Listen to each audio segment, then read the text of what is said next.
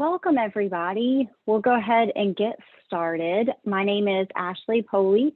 I am the Executive Director of the Louisiana AAP, and I am so glad to have you join us today for our second webinar in our developmental screening series. Today's webinar, Louisiana Medicaid and Developmental, Autism, and Perinatal Depression Screenings, will feature Dr. Amanda Dumas as our presenter. We hope that this webinar and virtual community is a place where you can learn from our speaker as well as your peers. This webinar series was developed through a collaboration between the Louisiana AAP, the Louisiana Department of Health, and the Healthy Louisiana Plans.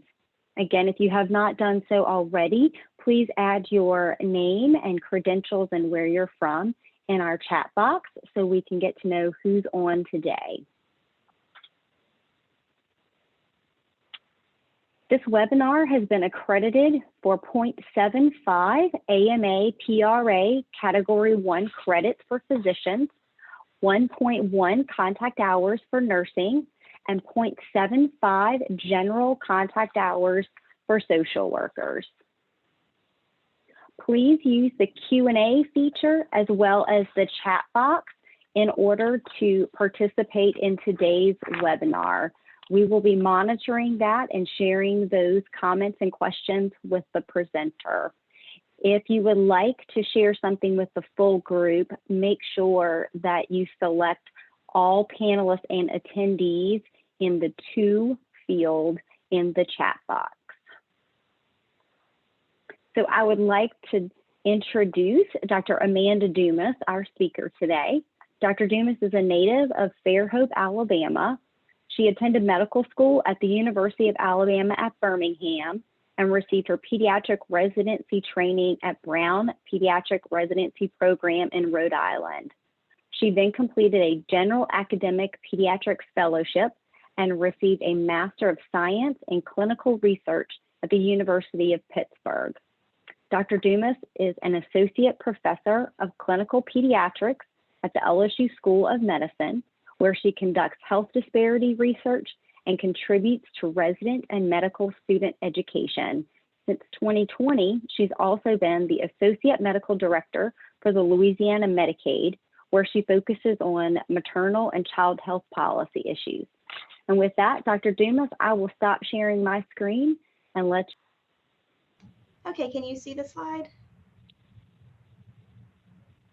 Yes, we can. Awesome, thank you. And hello, everybody. Thank you so much for the introduction. Again, my name is Amanda Dumas. I'm in New Orleans today in my clinic and really grateful for the opportunity to be talking with you about this topic. And thank you so much to Ashley and Louisiana AAP, Laura Thornton, and her colleagues in the Bureau of Family Health for helping to organize this talk and for bringing so many stakeholders together in this webinar series and in this effort to really increase and scale up the use of developmental screenings across the state. So again, the title of this talk is Louisiana Medicaid and Developmental Autism and Perinatal Depression Screening. We're having this webinar to help explain Medicaid's new reimbursement policy as it pertains to EPSDT preventive care, also known as well child care. You may hear me use both of those terms a little bit interchangeably today, but EPSDT preventive care is what we often refer to it as in policy. Prior to implementing the policies we're about to discuss, Louisiana Medicaid payment for EPSDT preventive care had already included the administration of all the required screenings. However, since January 1st of this year, Medicaid now reimburses the administration of developmental, autism, and perinatal depression screenings separately and in addition to that EPSDT payment that you were already receiving. So in other words, Louisiana Medicaid will now provide additional reimbursement for screenings you're probably already doing as part of normal well child care. And this is to acknowledge not only the time and effort it takes to administer these screenings and provide the necessary follow-up and referrals, but also in hope that reimbursement will help support increasing screening rates in the state. And the aim of this talk is to discuss and clarify these changes. I have nothing to disclose. And again, the specific objectives for today are that participants will be able to explain when general developmental screens are to be conducted, what tools are recommended, and how to submit a claim when conducting general developmental screens. These same objectives will then apply to covering autism screens and perinatal depression screening. So, to provide a little context to this topic, I believe it's important to recognize how many children in the state this policy may apply to. Over half of Louisiana children rely on Medicaid for health coverage, and we tend to think of Medicaid as covering children living in poverty. And in fact, about 30% of Louisiana's children live below the federal poverty level. However, as many of us know, the federal poverty level is so low that even families who make more than that often cannot afford health insurance or necessary coverage for their family and their children. Therefore, the Medicaid programs in Louisiana will cover children from families that live up to 255% of that federal poverty level. And in addition, Louisiana Medicaid actually covers about 60% of children under 5 in the state, which is the age group targeted by the policies we're discussing today. And lastly, since Louisiana Medicaid adopted managed care in 2012, about 95% of the children in the program have their healthcare benefits delivered through one of the state's contracted managed care organizations, also called the Healthy Louisiana Plan. And currently, the state's MCOs include Aetna, AmeriHealth, Healthy Blue, Louisiana Healthcare Connections, and United Healthcare. So those might be some of the names and the groups that you're used to communicating with about particular claims or patient issues. So regarding Louisiana Medicaid's approach to early and periodic screening, diagnostic, and treatment, or EPSDT preventive care, Medicaid follows the periodicity schedule set forth by the AAP and Bright Futures, with a couple of exceptions. One is that Louisiana Medicaid's screening guidelines and policies apply up to ages 21, whereas the AAP extends a little bit older than that. In addition, Louisiana Medicaid has stricter requirements for lead screening, so that where the AAP may only recommend a risk-based assessment at 12 and 24 months, Medicaid actually requires these screenings due to a recognition of the high lead exposure risk experienced by children in the state. Louisiana Medicaid's alignment with the AAP periodicity schedule ensures its preventive care policies are grounded in evidence-based guidelines and remain up to date. So if the AAP periodicity schedule changes, you're going to see Medicaid's change to mirror that. Importantly, and as a reminder, all required components of EPSDT screenings must be done. And if not, documentation must state the reason for admission. And this is not new.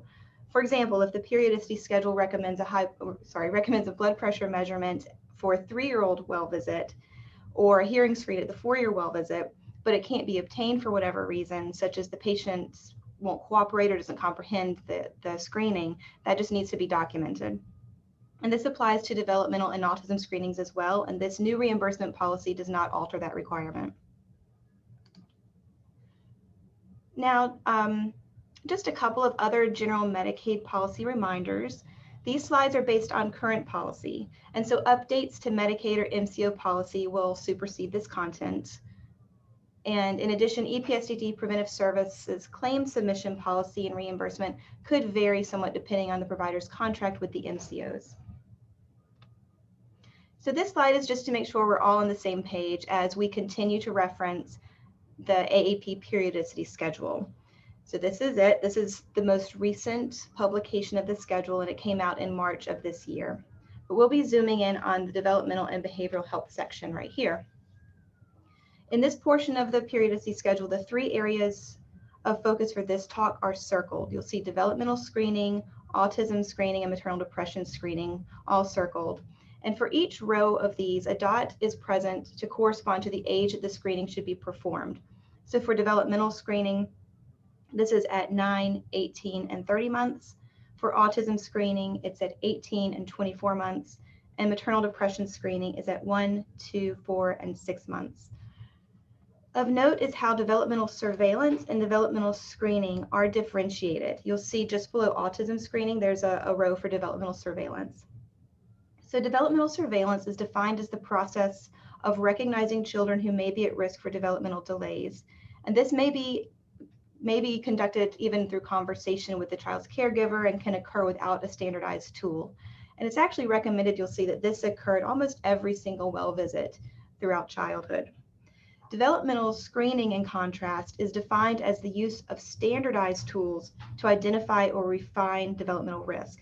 And this is one of the screenings that Medicaid is now reimbursing separate from the EPSDT preventive, or otherwise known as the Well Child Code.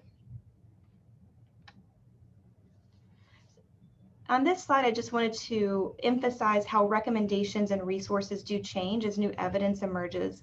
And this is a list of policy updates that are reflected in the AAP periodicity schedule that came out in March.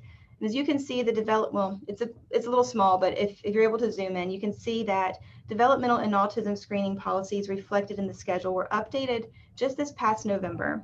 And the maternal depression screening policy was updated in October of 2019.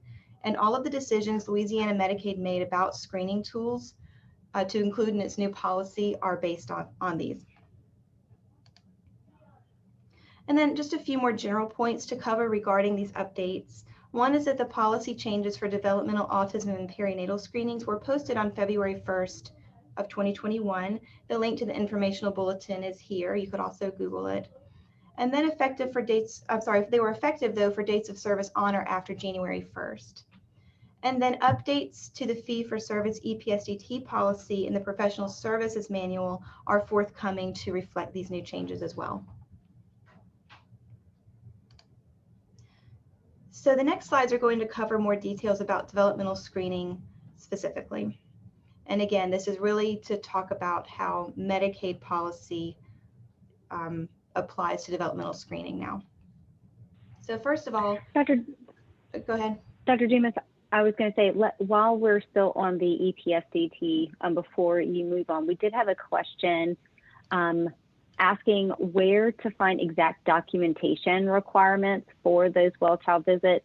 Beverly said they typically use the current Bright Futures grid, which you showed, but providers are asking to find specific documentation requirements that might be expected upon an audit. Is there anything you may be able to share there? Sure. So here, the third bullet on this slide references the EPSDT Professional Services Manual. That is on the LDH Medicaid website. If you look for professional services manuals, and you can find that section. However, that's something that we can also take back and make sure that we provide that resource and make sure it's given back after this talk.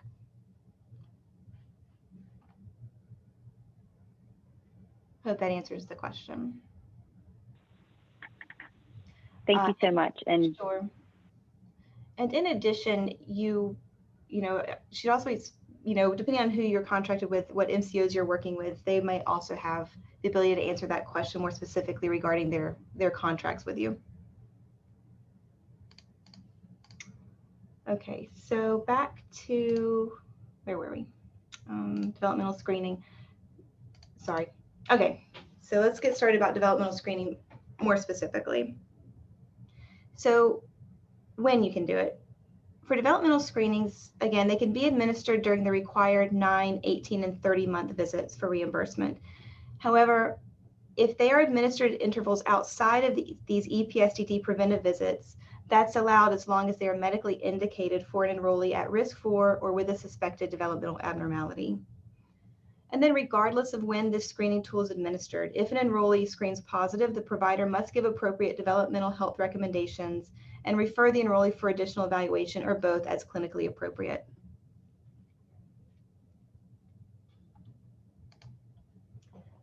And I know there will be questions about which screening tools are considered appropriate for use. So I wanted to review that Medicaid policy states it will only reimburse the use of age-appropriate, caregiver-completed, and validated screening tools as recommended by the AAP. So we go back to that AAP policy statement that was referenced, and it's in the footnote of the periodicity schedule. The test selection really depends on your clinic's population, the problems being screened for, administration and scoring time, cost, ease of fit into the practice, and possibilities for adequate payment. So in addition, there are many standardized and published tests that are available, and others are always under development.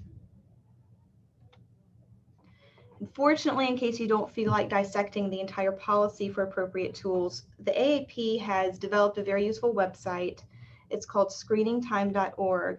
And here they list some recommended tools that do have acceptable psychometric property for use as screening tools. And again, they meet those characteristics that I was describing as being caregiver completed.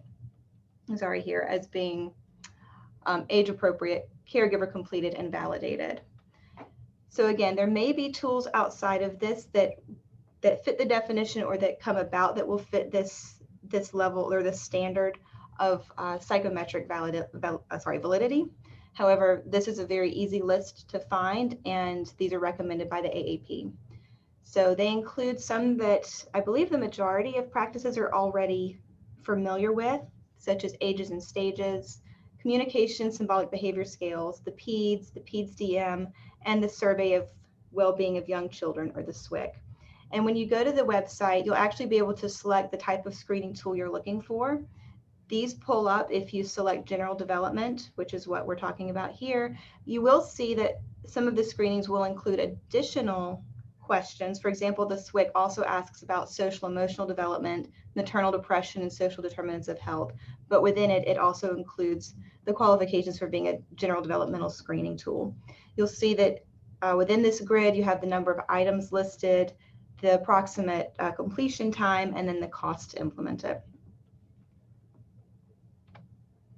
So next, just to cover then how you get reimbursed for doing this.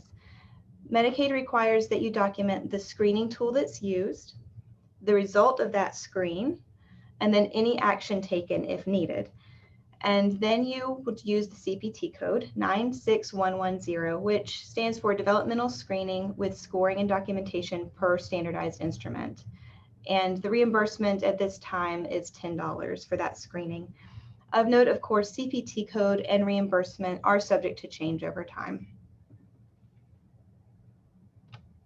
So next, just to cover the Medicaid policy guidelines for autism screening, and you'll see that they're very similar when they're not identical to the developmental screening requirements.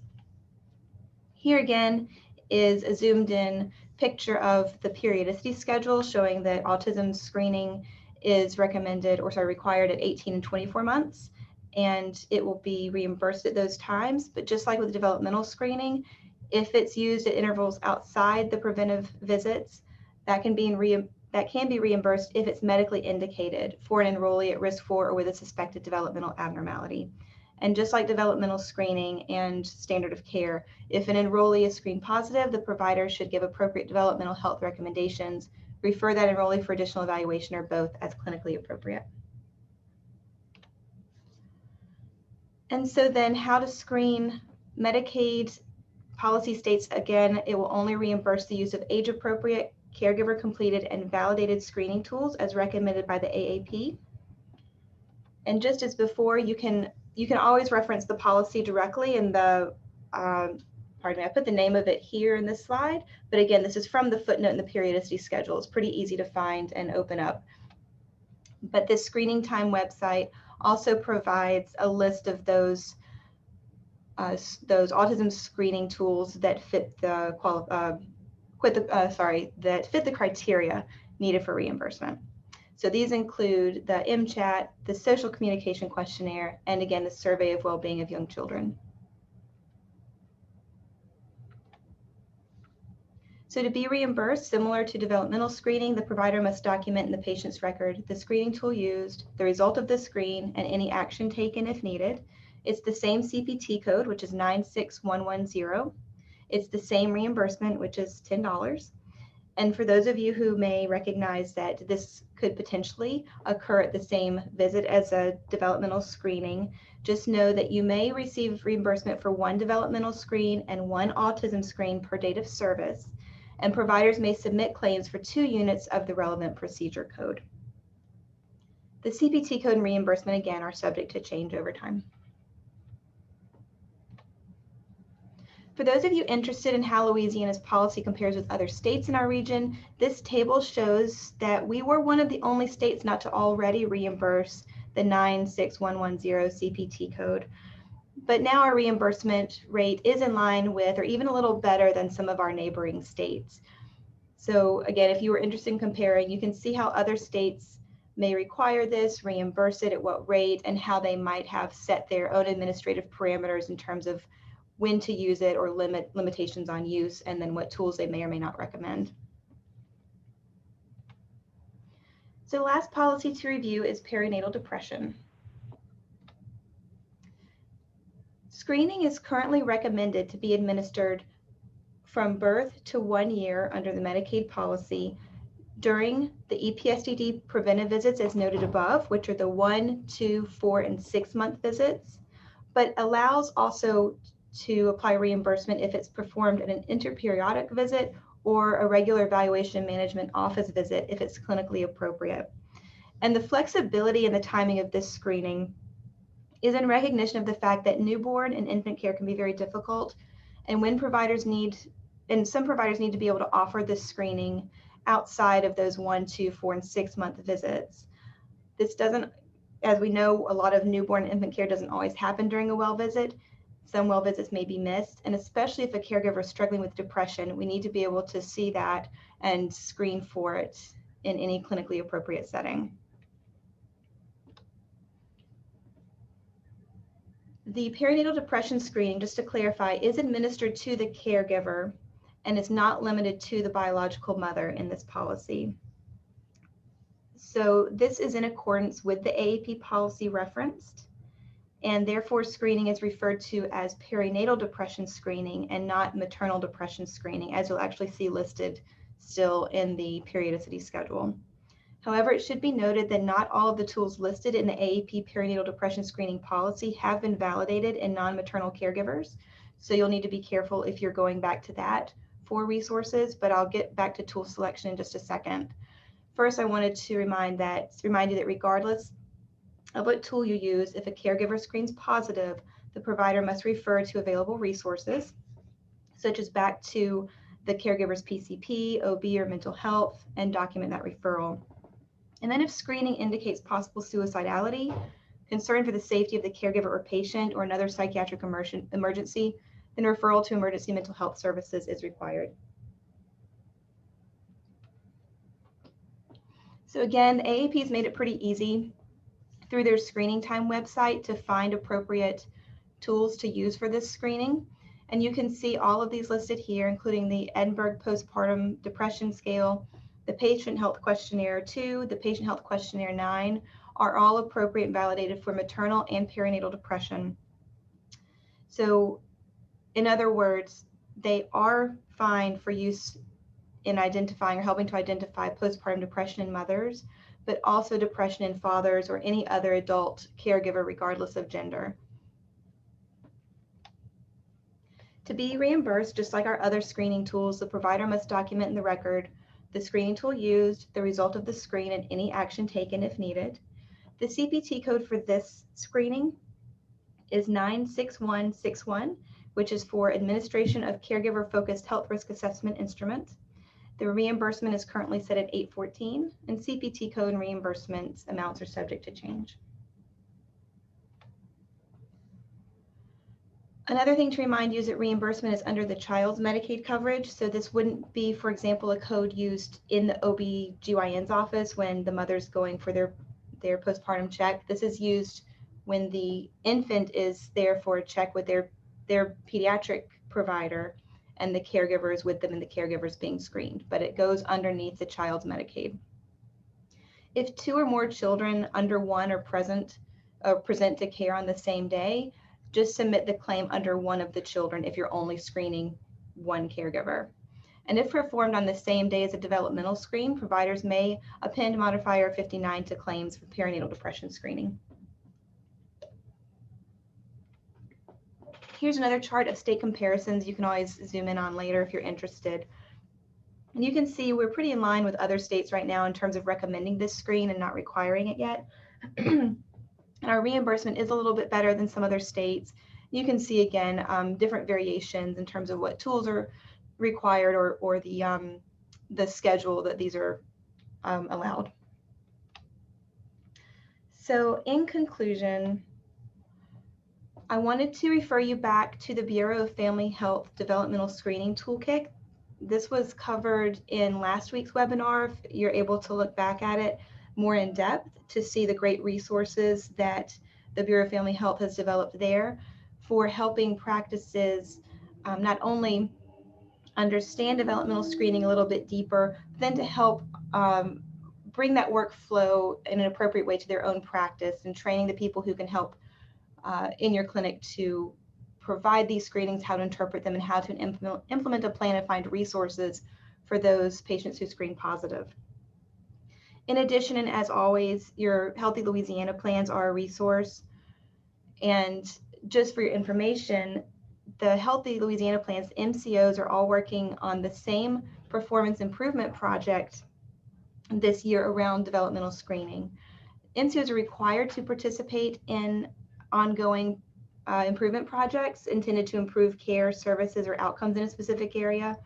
And developmental screening was one of 5 that was picked this year, in recognition that this is a new policy around reimbursement, that we do have pretty low screening rates in the state. And so the MCOs may be available, or they may be reaching out to you, but certainly reach out to them, because there's a shared interest right now in really making sure we scale up the use of these screening tools. Then lastly, here's some references to the policies I was talking about today, as well as where Louisiana Medicaid plans can be found, and the state comparison website. And now I guess we can open it up to questions. Oh, sorry, before we do, these emails here, that's my email, amandadumas@la.gov. You're welcome to use if you have any specific questions from today. And then if you have really broader questions about using developmental screening tools and incorporating it into your practice, and looking for resources that the children then need, or the parents then need, if you do have a screen that's positive, I would encourage you to reach out to the Bureau of Family Health through devscreen@la.gov. And thanks, Ashley. I'll let you take over. Great. Well, thank you so much. And this was a lot of information. And for everyone listening, we will have all of those links included in the follow-up email you'll get later this week. So Dr. Dumas, we did have a couple of questions in the Q&A. I'll start going through those. Dr. Lucas asked 2 questions. Are only the 9, 18, and 30-month developmental screens reimbursed? Some providers do that much more often. And is a 30-month well check reimbursed now? Yes. So for the first question, if you're doing them more often because there's an indicated risk, then that's reimbursed. So in other words, the example in my office is that we use an ASQ outside of the 9, 18, and 30-month visits, regardless of risk. So that would really fall under surveillance. We're using it more for surveillance. However, if we're doing it a visit because there's a red flag in our checkup, that the parent is describing something that they're worried about, or perhaps they have a medical condition that makes them at higher risk for developmental delays, and so you're doing that, you're using a screening tool outside of the 9, 18, and 30 months because you have that reason, just document that. Say the screening tool is indicated for this reason, and then go ahead and submit your claim. And then the 30-month visit is covered, yes. So also along those lines, a question was asked, is the MChat screen okay to administer at 18 and 30-month well child check? I'm not sure of the question. I mean, again, I'll point you back to our policy that we follow the AAP periodicity schedule and giving it those recommended times at 18 and 24 months. So I might not be able to answer that if I'm understanding it correctly. So we'll look. Oh, does it count as a screening tool? The MChat is, yes. Okay. Now there is I think that's that. Yeah, the MChat RF is what's used more now, which is revised and follow up. That's what the RF stands for. So I would look to incorporate that as being more appropriate. But again, I'll refer you actually back to the developmental screening folks at the Bureau of Family Health for guidance in finding the appropriate tools and implementing it. Great. And so here's the next one. If our electronic record can help us document the elements of the screening tool, do we have to actually use the published screening tools? If it is identical to the published screening tool, then it's the same. I'm not sure if you're adapting it, in other words, because you don't want to have to pay the $300, whatever it is, to have the online permission. Like they have different publication permissions that you have to pay for if you're going to use some of the tools, not all of them. And so if you take that tool and adapt it or take a question out or add a question, then it's no longer the validated tool. So in that sense, no, it wouldn't be reimbursed. You have to use one of the recommended tools. All right, let's see. The next question, can you use the survey of well-being of young children in place of the MCHAT and ages and stages? If you're using the version of the SWIC that contains that, then yes, those were listed in the table of recommended tools. The SWIC is very interesting. It can be very big because it does bring in a lot of other validated tools. So if you're using a version of the SWIC that has pulled in the MCHAT in its original form and pulled in another validated tool, I don't know that it does ASQ, but you could use that instead. It has its own validated developmental screening tool as part of the SWIC. Yes. Great. I think you just have to know what you have, because again, as I mentioned before, the SWIC can actually be much broader than that. And so you may use a version of it that has some parts, not others. So just, again, I would refer you back to the developmental screening folks in terms of making sure you're using a tool that's accepted.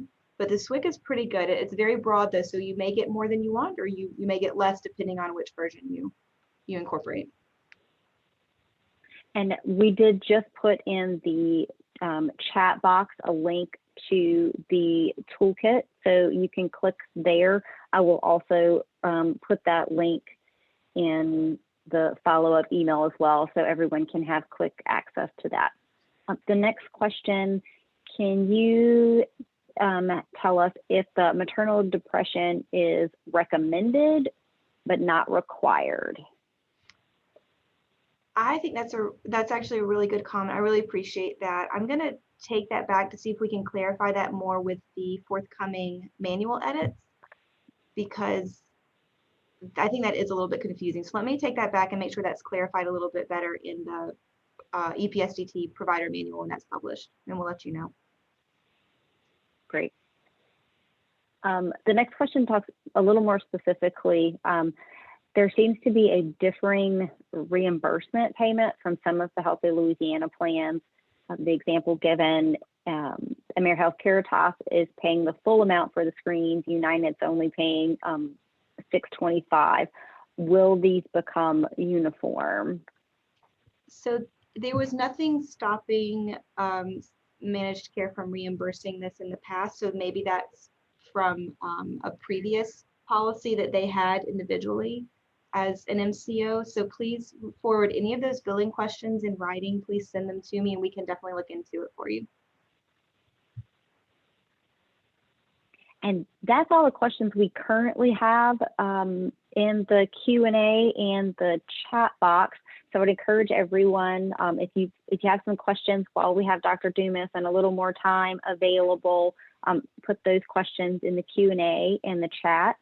I will say from the Louisiana AAP perspective, we are in the process of working with each of the MCOs to try to get an outline of what each of their plans are, kind of their policy, procedures, requirements are around all of these assessments and reimbursements, so that we can put together that tool to provide to all of you as sort of a quick reference and contact information for the right person if you're having issues.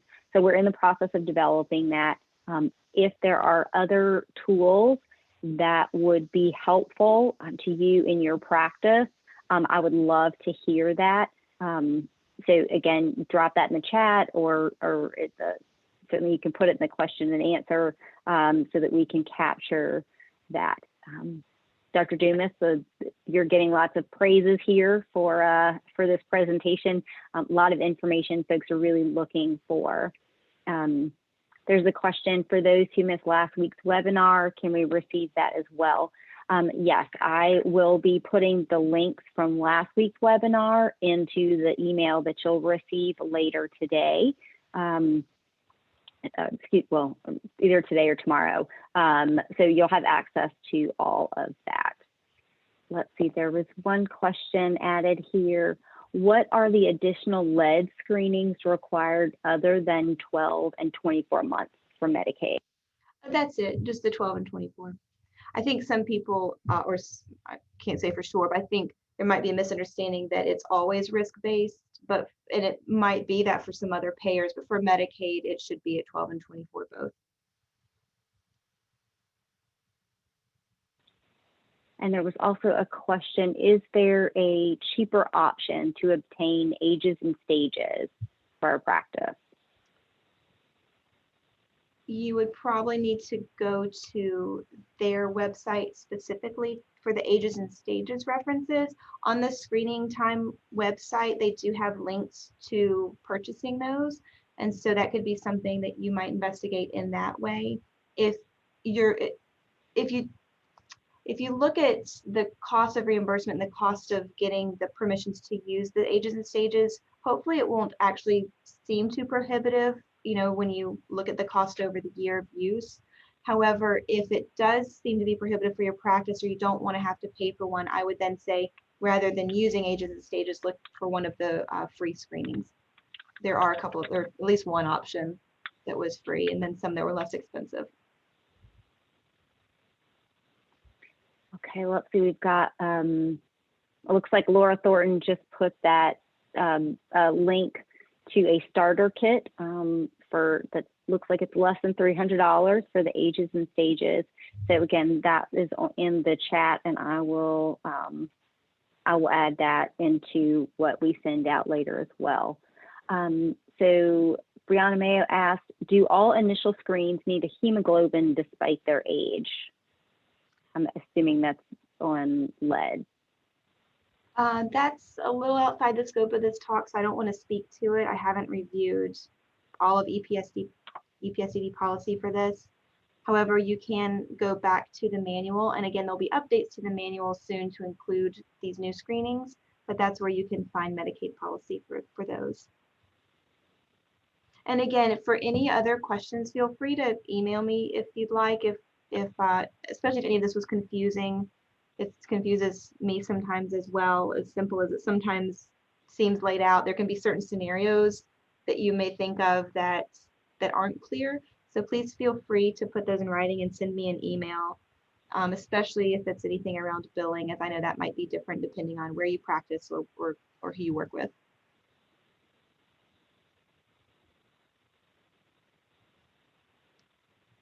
Great. Does anyone have any other questions?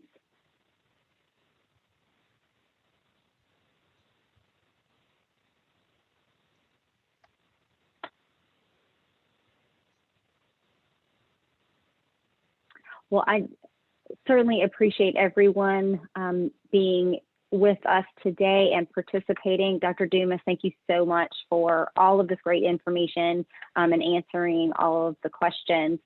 You'll see on your screen what will happen after today's webinar. You can click, I just put in the chat box, the link to the evaluation.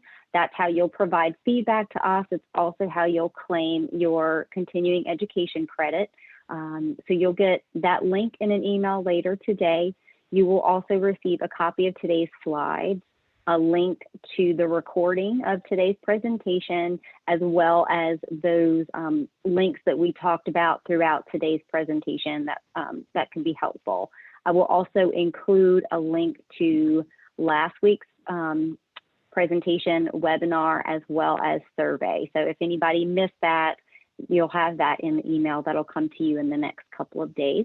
And one little plug, if you are not yet registered for our last webinar, will be next week, same time on May 18th. There is a link there you'll see to register for next week's webinar. That will be included in the email you receive from us as well. So if there are no other questions, I will say thank you all again. Stay safe in the weather and have a wonderful day.